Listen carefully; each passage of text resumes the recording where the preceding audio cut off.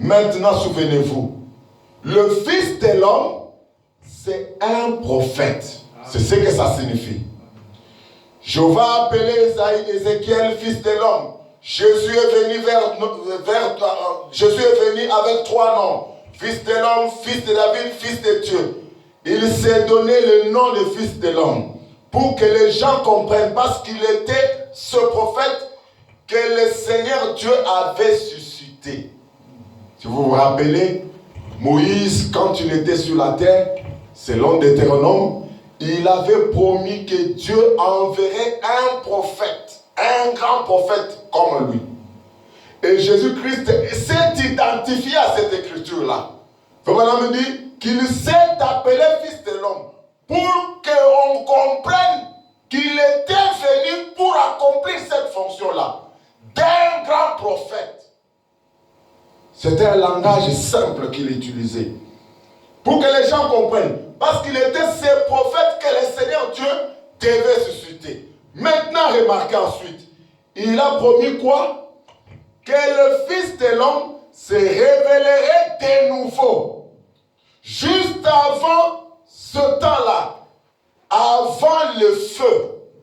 Donc, nous comprenons que le Fils de l'homme, en se révélant aux Juifs, a encore fait la promesse qu'avant la destruction, avant que le monde soit jugé, le Fils de l'homme devra encore se révéler. Et ceci-là a été le dernier qu'Abraham a vu. Avant l'arrivée du Fils promis, il est redevenu un jeune homme et elle, une jeune femme.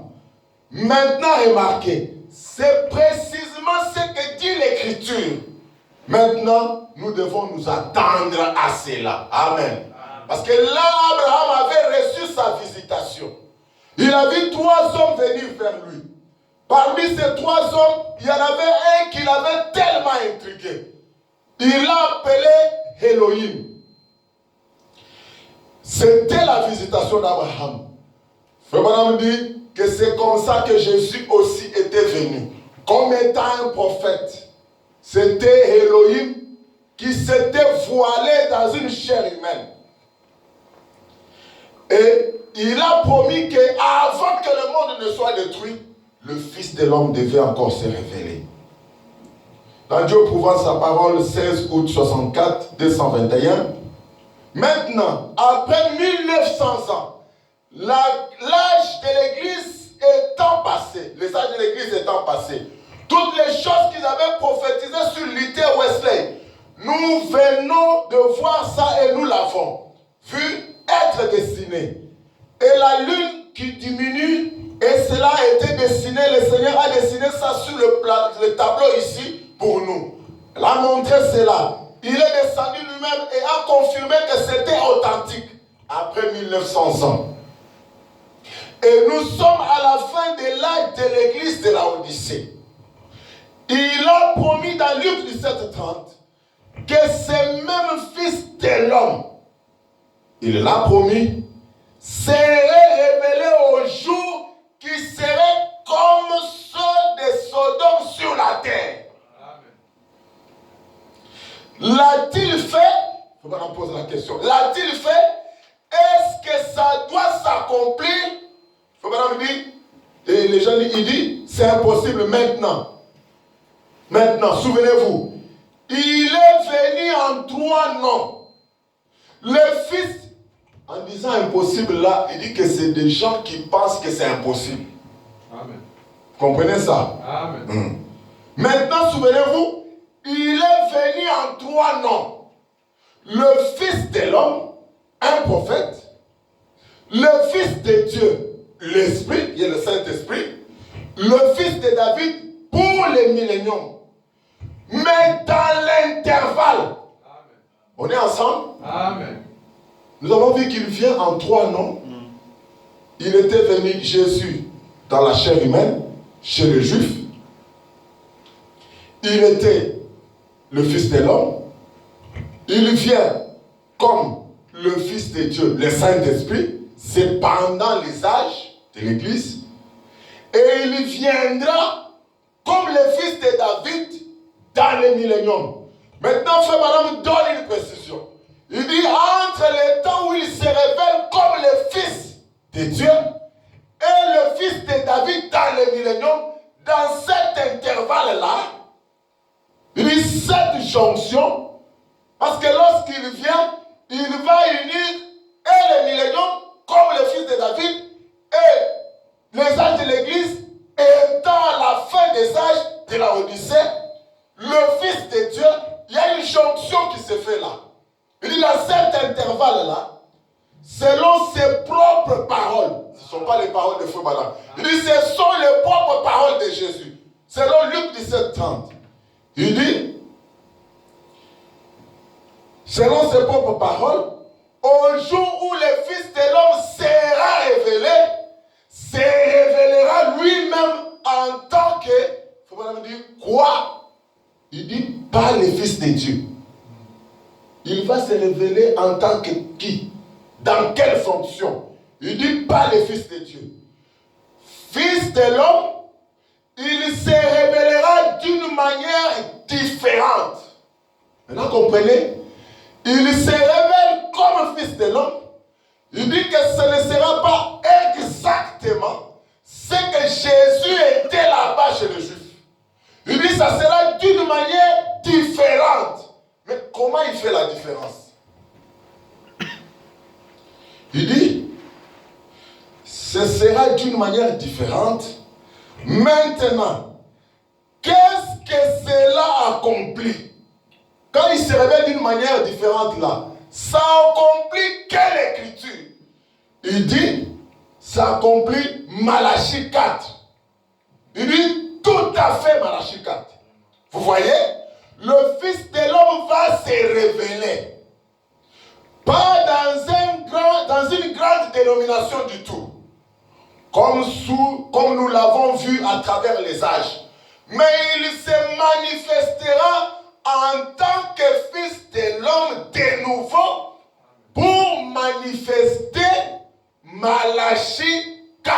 Amen. Amen. C'est clair? Oui. Amen. Donc nous comprenons qu'il vient Fils de l'homme, le Fils de l'homme aujourd'hui, c'est différent. Donc il n'aura pas le même visage que Jésus-Christ. Amen. On est ensemble? Amen. C'est différent parce que ça accomplit Malachie 4. Il va prendre le visage de Malachie 4. Oh, nous savons que Malachie 4 c'est Frère Branham. Amen. C'est-à-dire que le Fils de l'homme viendra et va faire une fonction. Il fera un travail au travers de Malachie 4. Amen. Or, un peu avant, nous avons suivi la phrase où je vous ai dit, est-ce que vous avez remarqué? Avant que Dieu ne détruise, qu'il détruise Sodome et Gomorrhe, Dieu a envoyé Abraham sur la terre. Si vous voyez, il y avait un Abraham, il y avait une Sarah qui était le type ou l'homme de l'église, Abraham qui était le prophète ou le croyant aussi, et il y avait 3 hommes qui étaient venus les visiter. Parmi les 3 hommes, il y avait Elohim. Donc nous prenons, il y avait Elohim, il y avait le père Abraham, il y avait Sarah. Sarah pouvait facilement distinguer Abraham et facilement distinguer Elohim. On est d'accord? Amen. Or, cette fois-ci, il faut me dire que c'est différent. Amen. C'est différent. Parce que le Fils de l'homme vient pour accomplir Malachie 4. Amen. C'est là maintenant que le problème, Sarah a des problèmes. Donc, si cette citation échappe à Sarah, c'est là où Sarah ne comprendra pas que le ministère du Fils de l'homme est révélé au travers de William Branham. C'est clair? Amen. Clair. Amen. Frère Branham me dit, réalisons encore un peu ça pour que ça entre très bien. Amen. Il se révélera d'une manière différente. Maintenant, qu'est-ce que cela accomplit? Cela accomplit Malachie 4. à tout à fait. Voyez, le Fils de l'homme va se révéler pas dans des grandes dénominations et tout, comme nous l'avons vu à travers les âges, mais il se révélerait en tant que Fils de l'homme de nouveau pour manifester Malachie 4. Et en ce jour-là, je vous enverrai Élie le prophète. Le prophète, il ramènera le cœur des enfants à la foi des pères apostoliques, loin de tous ces systèmes de dénomination, pour revenir à nouveau à la parole originelle, afin de faire sortir cet arbre épouse du dernier jour, ce qu'il a promis. Au temps du soir, la lumière paraîtra. Encore une autre prophétie. Pas pendant les jours brumeux, il y aura de la lumière. Ce sera un jour qu'on ne peut pas appeler ni jour ni nuit. Voyez, ça forme le corps, mais le même chef. On est ensemble. Amen. Il y aura, il dit, ce sera un jour qu'on ne peut appeler ni jour ni nuit. Vous voyez, sa forme à lui, le corps. Il dit, il y a changement de corps, mais il dit, mais il y a un seul chef. Le seul chef, c'est le Seigneur Jésus-Christ. Il dit, mais le même chef qui était ici à l'est est de nouveau ici à l'ouest. Au temps du soir, la lumière paraîtra. Donc on dit, oh là là, j'ai envie de chanter un cantique. Et le cantique qu'il avait envie de chanter, il a chanté, au temps du soir, il y aura la lumière. Le Saint-Esprit entrera bien en vous. Amen. Amen. Donc, lorsque le Fils de l'homme vient, il accomplit des promesses. Le Fils de l'homme, il ne vient pas pour être juste, je ne veux pas citer le nom des gens ou attaquer des personnes. Mais nous savons que quand le Fils de l'homme vient, le même qui s'est révélé, il dit le même chef, c'est le même esprit qui s'est révélé à l'est. Il vient se révéler à l'ouest. Il se révèle de nouveau à l'ouest. En accomplissant Malachie 4. Il accomplit aussi la lumière du temps du soir qui doit se révéler. Et vous connaissez dans la Bible, c'est quelle prophétie? C'est dans Zacharie. Amen. Dieu prouvant sa parole, encore une fois. 222. Le Fils de l'homme se révèle dans la même puissance dont il était revêtu. Pas à travers l'âge de l'Église, par la justification, la sanctification, toutes ces choses-là ici. Mais le Fils de l'homme, qui est le Fils de l'homme? La parole. Vous comprenez ça? Amen. Parce que le Fils de l'homme vient révéler Malachie 4. Il vient révéler Zacharie 14. Il vient révéler Jean 14, 12. Le Fils de l'homme vient révéler Marc 16. Il vient révéler la parole. La parole est plus efficace, plus puissante qu'une épée à deux tranchants. Elle discerne les pensées du cœur. Que devait-il faire? Il devait prouver cette parole. Amen. Qu'allait-il faire? Remarquez ça. Quand nous voyons cela arriver, observez sous la même forme qu'il était ici au commencement, la colonne de feu. Oh, prouvant qu'il est Hébreux 13, 8. C'est clair. Amen. Où il est dit, qu'est-ce que Hébreux 13, 8 dit? Où il est dit, Jésus-Christ est le même hier, aujourd'hui, éternellement. Amen. Donc le fils de l'homme, quand il vient pour être la parole, Amen. pour accomplir les promesses, Amen. pour être Malachie 4, pour être Zacharie 14, pour être Jean 14, 12, pour être toutes ces promesses, et pour être Hébreux 13, 8. Jésus-Christ est le même hier, aujourd'hui, éternellement. Qu'est-ce que c'était? Jésus-Christ le même hier. Écoutez comment il explique Jésus-Christ le même hier. C'était Christ qui était dans le désert avec Moïse. C'est ça hier. Amen. Amen. Combien savent que la Bible dit cela? C'est ça hier. Faut pas me dire? C'était Christ quand Paul parlait ici aujourd'hui. Vous voyez ça? Dans le Nouveau Testament. C'est ça aujourd'hui. Le Nouveau Testament. C'est ça aujourd'hui. Donc Hébreux 13, 8, quand vous lisez Hébreux 13, 8, qui dit Jésus-Christ est le même hier. Hier là, c'est l'Ancien Testament. Avec Moïse dans les déserts. Aujourd'hui, c'est avec Paul. C'est le Nouveau Testament.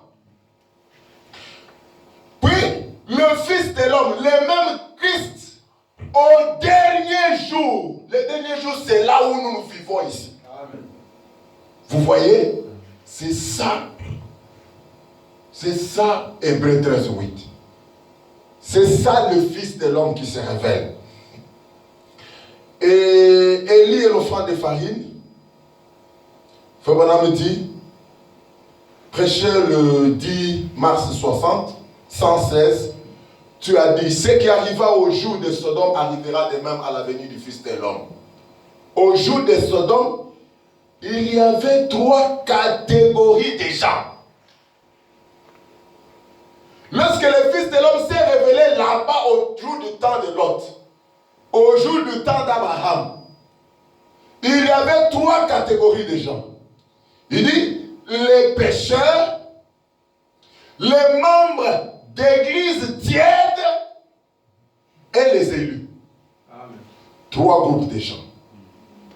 Il dit, les appelés à sortir, les sodomites et les lotites. Il dit ça comme ça. Et ceux d'Abraham. Les appelés à sortir du monde. Ce sont le groupe d'Abraham. Ce sont eux qui sont les appelés à sortir du monde. Les sodomites ont reçu des ministres, des prédicateurs, qui avaient un grand message. Et le groupe d'Abraham a reçu un signe. Et ce signe, c'était un homme qui avait de la poussière sur ses vêtements. Qui connaissait Abraham. Alors qu'il était un étranger. Cet homme-là était un étranger. Mais il connaissait qu'Abraham ne s'appelait plus Abraham. Il s'appelait Abraham.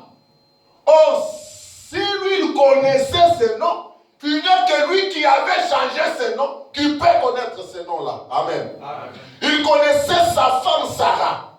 Il faut me dire comment elle s'appelait. Et alors, qu'il avait le dos tourné à la tente dans laquelle se trouvait Sarah. Il a dit à Abraham, pourquoi a-t-elle ri? Oh Dieu. Écoutez ce que Madame dit. Oh Dieu. Puisse l'Église se réveiller et voir comme Jésus l'a dit. Ce qui arriva au jour de Sodome arrivera de même à la venue du Fils de l'homme. Amen. Ce même Dieu apparaîtrait dans la chair de son Église. Amen.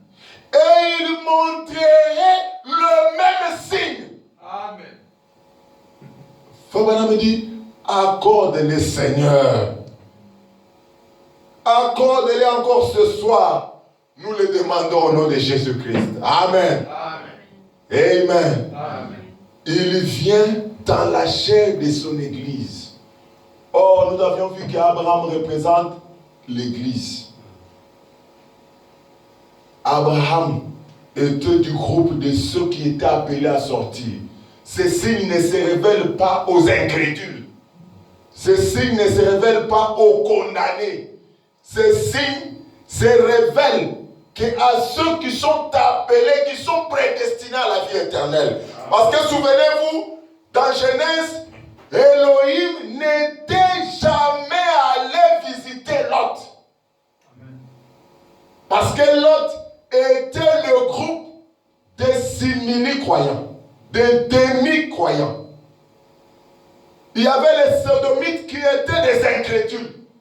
Mais Lot était à moitié, il était un peu croyant ou un peu sodomite.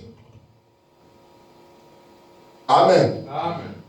Le douleur de l'enfantement. Frère Madame dit, prêché le 24 janvier 65, 240. Et Jésus, le Fils de Dieu qui avait été fait chair, il montrait que l'Esprit de Dieu allait revenir dans ces derniers, dans ces petits groupes élus du temps de la fin. Vous voyez, le même groupe qui était avec Abraham. Il y a aussi les groupes élus en ce temps de la fin.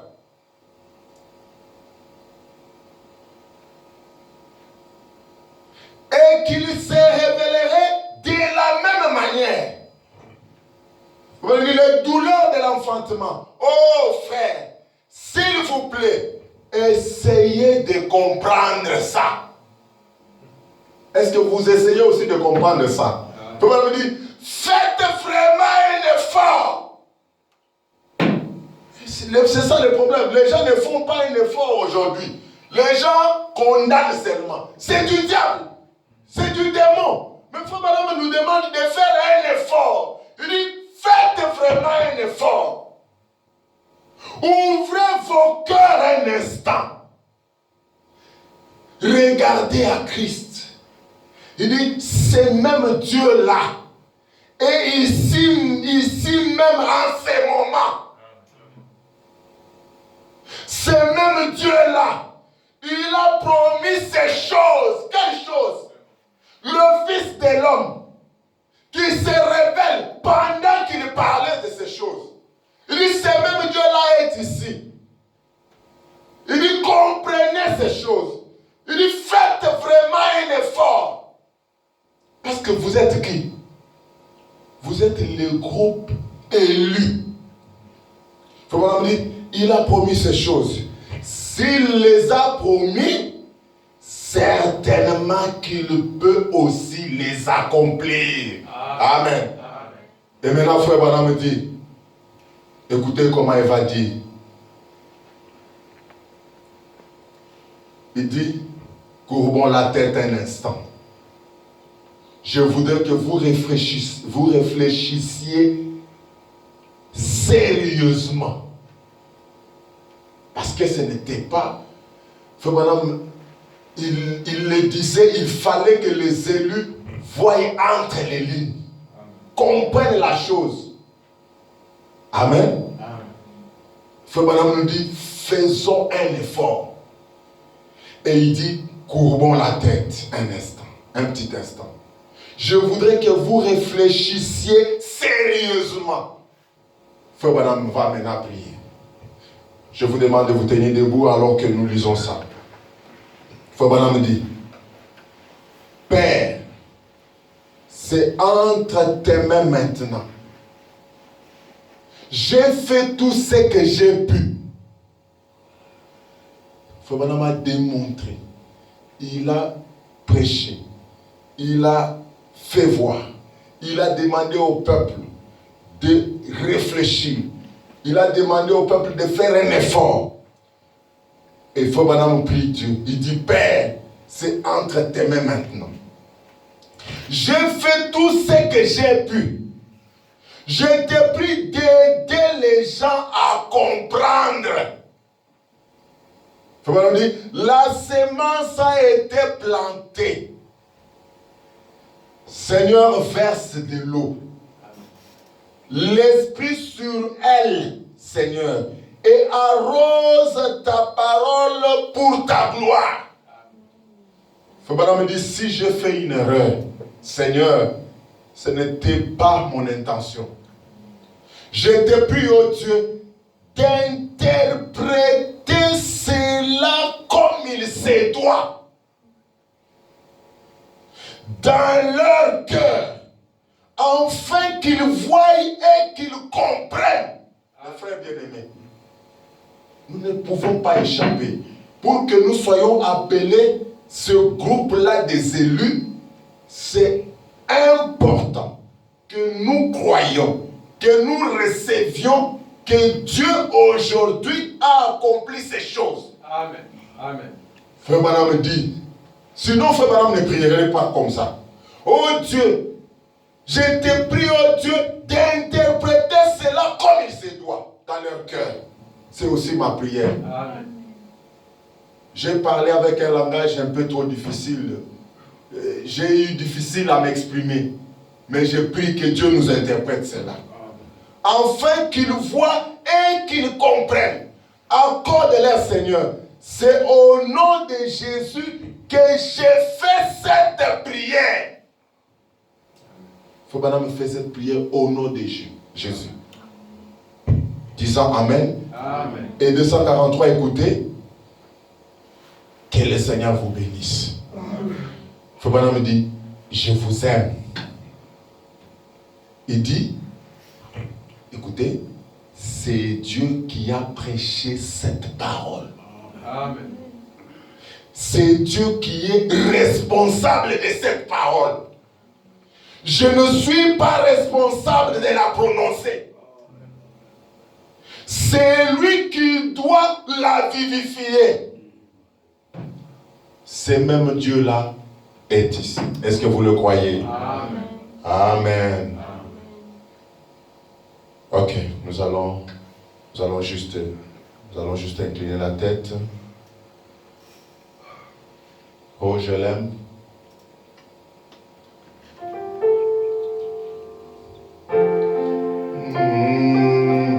Je l'aime.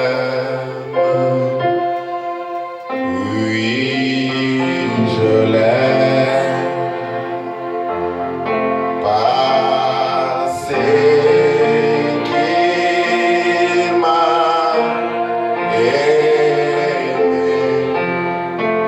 et a donné sa vie pour moi.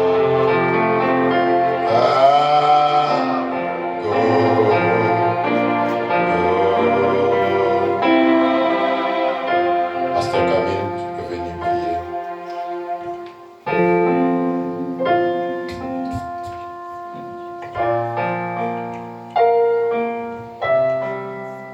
Père bien-aimé,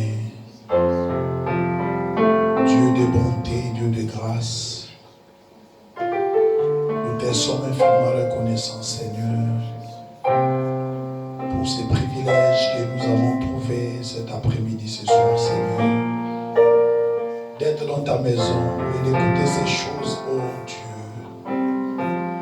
C'est vrai, nous avons reçu une visitation. Seigneur, toi Père éternel qui ne peut pas faillir, lorsque tu dis quelque chose, tu l'accomplis toujours, Seigneur. Lorsque tu as créé l'homme, Père, tu as placé l'homme dans un Éden, là où tout faisait beau, et tu as dit à l'homme de vivre de ta parole, Seigneur. Et que le jour où l'homme va abandonner cette parole, il va perdre tous les privilèges, Seigneur Jésus. C'est ce qui était arrivé pour montrer que ta parole est parfaite. Lorsque cela sort de ta bouche, cela doit atteindre son objectif, oh Dieu. Ainsi, toi qui avais un plan, toi qui avais des attributs en toi, que tu devais accomplir, avoir une famille, un peuple qui devait porter ton nom et qui était un peuple divin. Seigneur, tu as promis au temps de la fin d'avoir un peuple, une épouse qui devait naître de la parole, car le prophète a dit, lors de la naissance de cette épouse, il n'y aura pas de manipulation, il n'y aura pas la pensée dénominationnelle, ni même humaine, oh Dieu, mais ce sera la parole pure. Cette même parole qui a été prononcée au commencement, lorsque tu as dit que la lumière soit, et cela était arrivé. De même, Seigneur, au temps de la fin, oh Dieu, cette épouse sera réellement la parole sur parole.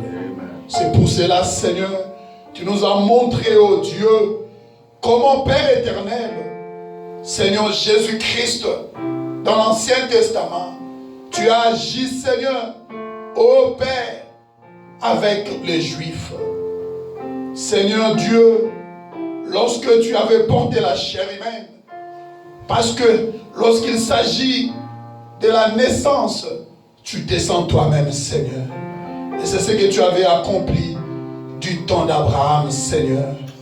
Ô Dieu, avant que, Père, le monde entier diluvienne, avant, Seigneur Jésus-Christ, tu puisses détruire Sodome et Gomorrhe, Dieu avait porté la chair humaine, avait prononcé la parole, et Abraham, qui représentait le prophète, et Seigneur Sarah, qui était l'église, avait reçu la parole, et les fils promis étaient venus.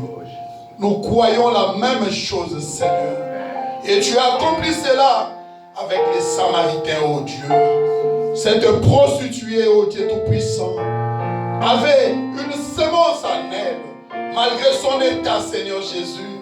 Lorsqu'elle avait vu, Seigneur, ces signes se manifester au Père, peu importe l'état, Seigneur Jésus-Christ de sa vie, rien ne pouvait retenir le changement complet au Père. Car Seigneur, lorsque Dieu porte la chair humaine, c'est là où Dieu Tout-Puissant, Père, donne la vie. Il y a un changement total, Seigneur. Et Père bien-aimé, nous qui sommes les gentils, le même signe s'est manifesté devant nous, Seigneur. Dieu a porté la chair humaine au Père.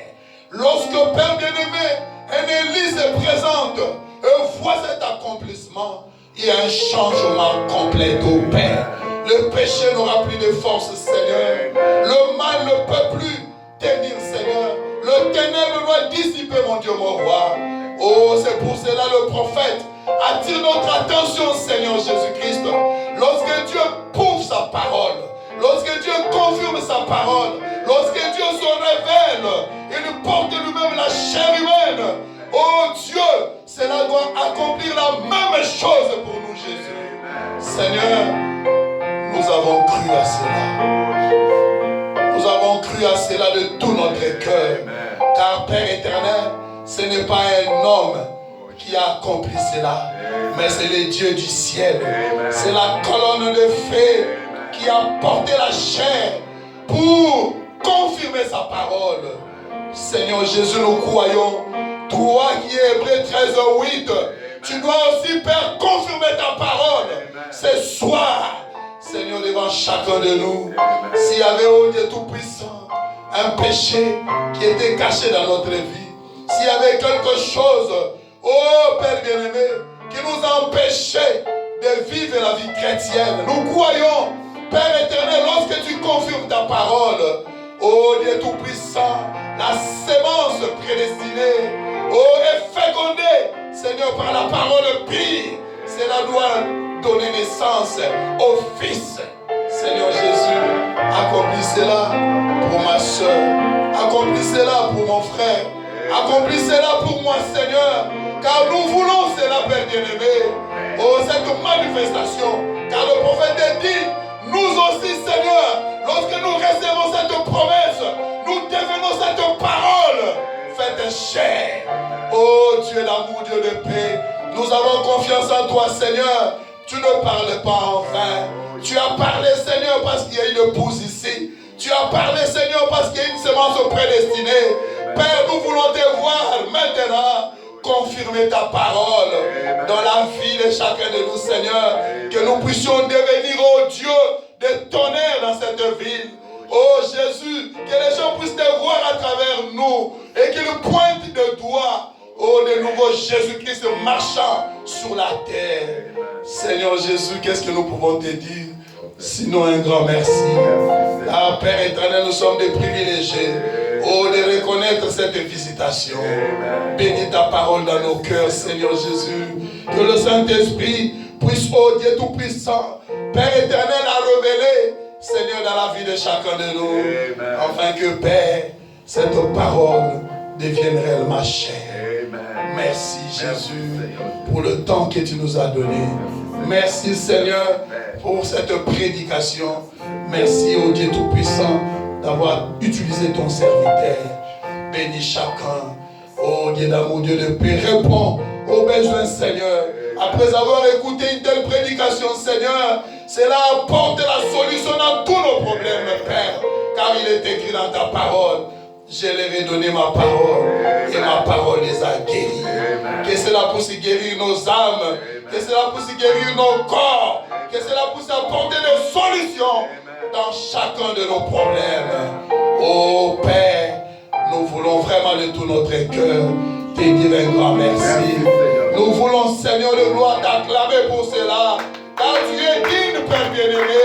Tu nous aimes, oh Père. Ainsi, Seigneur, que tu nous parles de cette manière.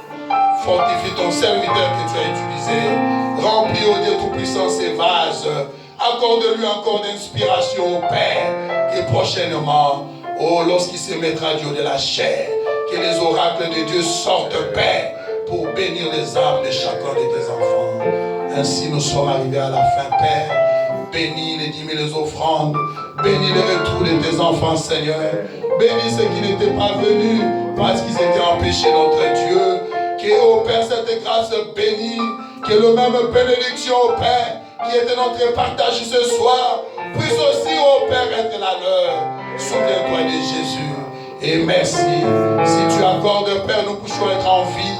Oh Dieu, nous allons encore venir ici. Seigneur, le vendredi. Car la parole est notre nourriture. La parole, c'est notre vie. La parole, c'est tout pour nous, Seigneur. Merci pour tout, Jésus. Reçois la gloire. Reçois l'honneur. Reçois la puissance au siècle des siècles. Dans le nom de notre Seigneur et Sauveur Jésus-Christ, nous avons ainsi prié. Amen. Amen. Que le Seigneur vous bénisse richement. Merci d'être venu et merci pour votre patience.